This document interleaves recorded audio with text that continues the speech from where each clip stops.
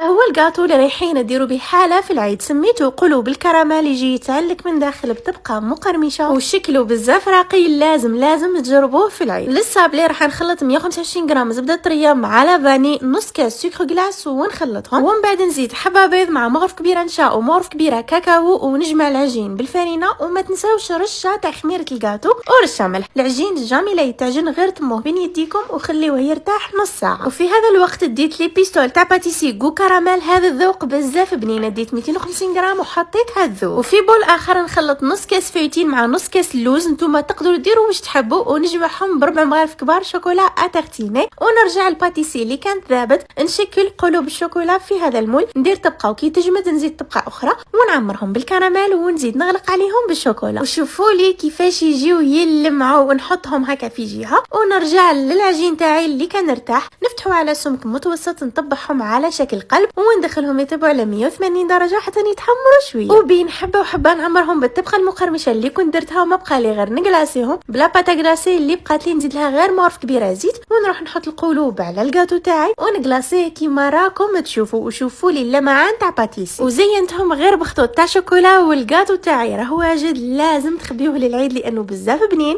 وهذا ما كان.